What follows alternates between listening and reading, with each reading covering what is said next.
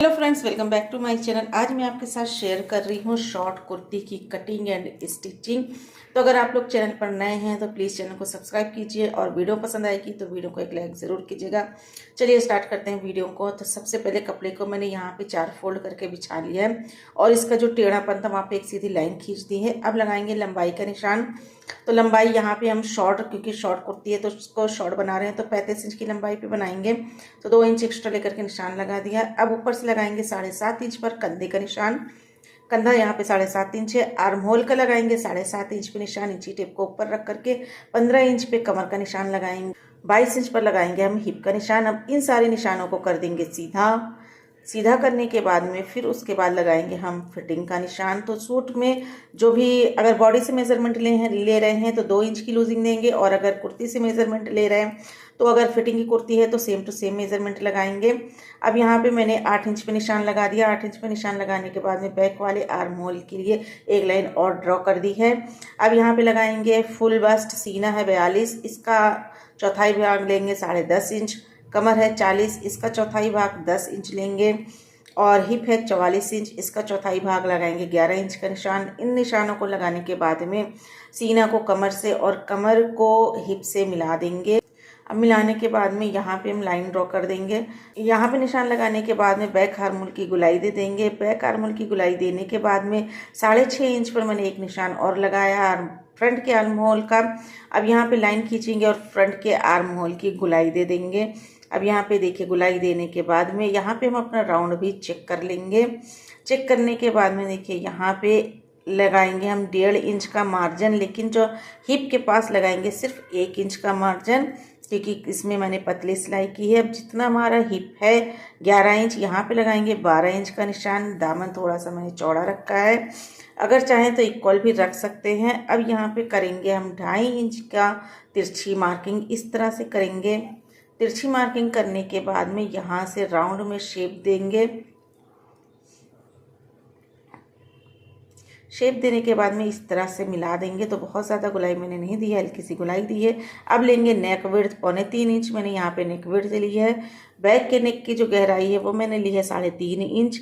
3.5 inch और नीचे भी 3.25 इंच का निशान लगा करके यहाँ पे राउंड में शेप दे देंगे। आप अपने पसंद के हिसाब से नेक की विड्थ एंड नेक की गहराई ले सकते हैं और कोई भी शेप दे सकते हैं। तो मैंने फ्रंट एंड बैक गोल शेप देने के बाद में यहाँ पे कर देंगे कटिंग। अब यहाँ पे कटिंग करने के बाद में देखिए इस तरह से राउंड में कटिंग कर देंगे।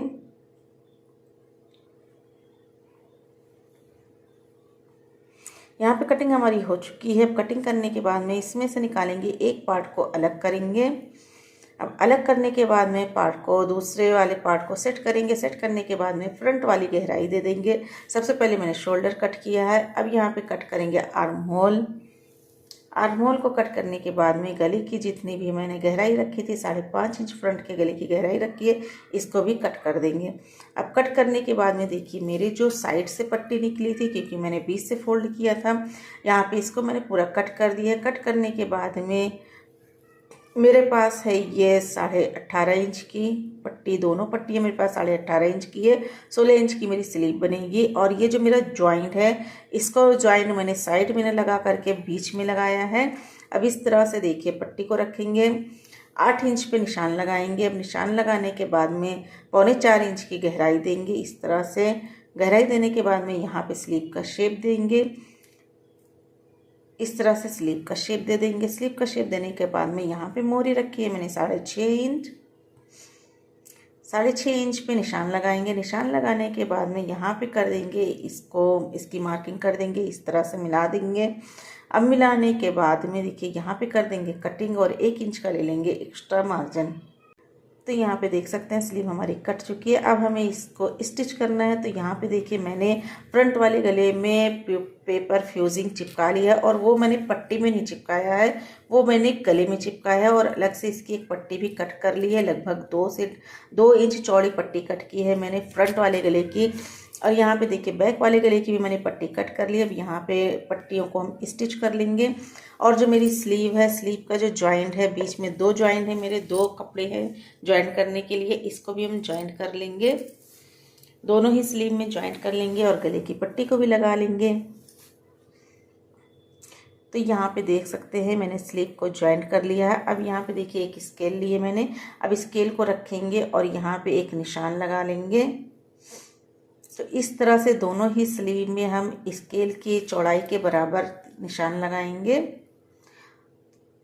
और यहाँ पे देखिए मेरा नेक जो है पट्टी लग चुकी है, पट्टी लगा करके मैंने नीचे अब पीछे की तरफ इसको फोल्ड कर लिया है।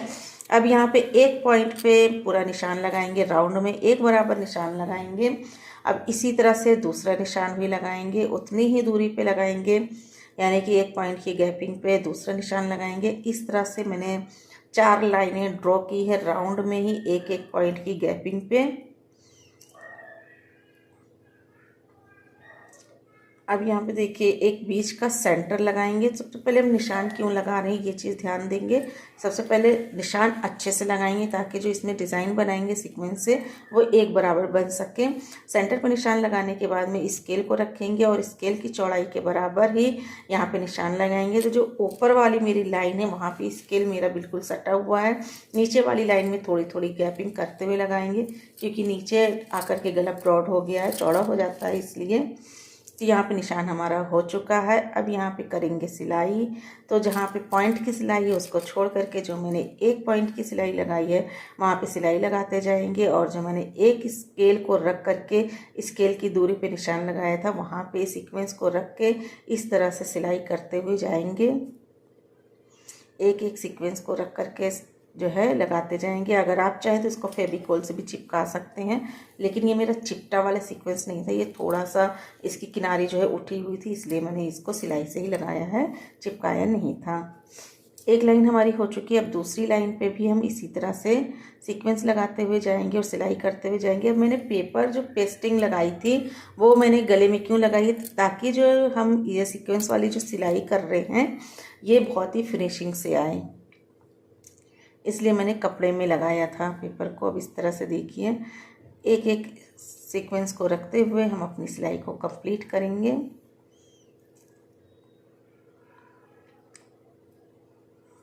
तो यहाँ पे देखिए 2 लाइनें मेरी लग चुकी हैं। इसी तरह से हम पूरी अपनी 4 लाइन बना लेंगे।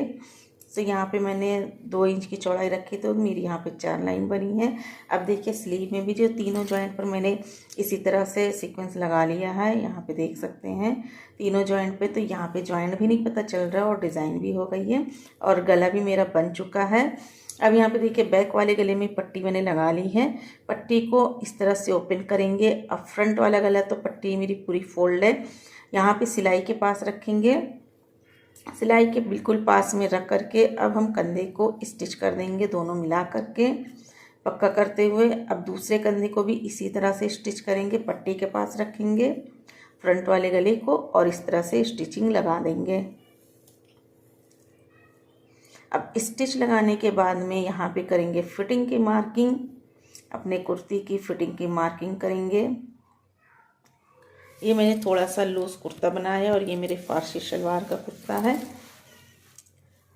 अब यहाँ पे लगा देंगे फिटिंग की सिलाई, और फिटिंग की सिलाई लगाने के बाद में आपको एक बार ज़रूर चेक कर लेना है अपनी फिटिंग कि कितनी फिटिंग पे हमें रेडी करना है, ताकि स्लीव लगाने से पहले ये चीज़ चेक कर लें। अब यहाँ पे देखिए स्लीव को इस तरह से जॉइंट करेंगे, हम इस तरह से रखेंगे और निशान लगाएंगे। निशान लगा करके सिलाई करेंगे, सिलाई करके इसको जॉइंट कर देंगे। और स्लीव को हैवी साइज़ में स्लीव को जॉइंट करने की वीडियो मैंने ऑलरेडी अपलोड की है, जिसका लिंक मैं आपको डिस्क्रिप्शन में दे दूँगी।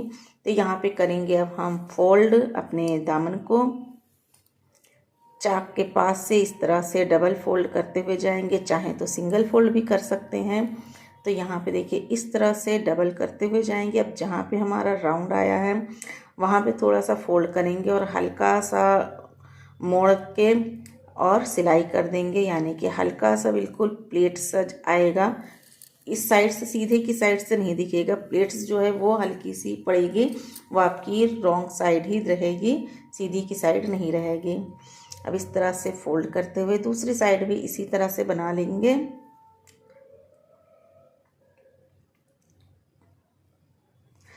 और अपने दामन को हम कंप्लीट कर लेंगे दोनों ही साइड। तो यहाँ पे देखिए इस तरह से फोल्ड करते हुए आएंगे तो एक साइड का लगभग हमारा बन गया है। अब यहाँ पे देखिए इस तरह से फोल्ड करेंगे, टर्न करेंगे दूसरी तरफ। अब दूसरी तरफ फोल्ड करने के बाद में इसकी पूरी स्टिचिंग कर लेंगे और स्लीव को भी ज्वाइन कर लेंगे। ज्वाइन करने का लिंक मैं दे दूँगी। तो इस तरह से देख सकते हैं मेरी पूरी कुर्ती का लुक कुछ इस तरह से आया है। बिल्कुल प्लेन कुर्ती में सीक्वेंस से काफ़ी अच्छा लुक आ रहा है इसमें डिज़ाइन करके, मोहरी में, गले में और स्लीव में। अगर आपको वीडियो पसंद आती है तो वीडियो को एक लाइक ज़रूर कीजिएगा। चैनल पर नए हैं तो सब्सक्राइब कीजिएगा और कमेंट करके ज़रूर बताइएगा। मिलते हैं नेक्स्ट वीडियो में। Thank you, bye bye, take care, keep watching.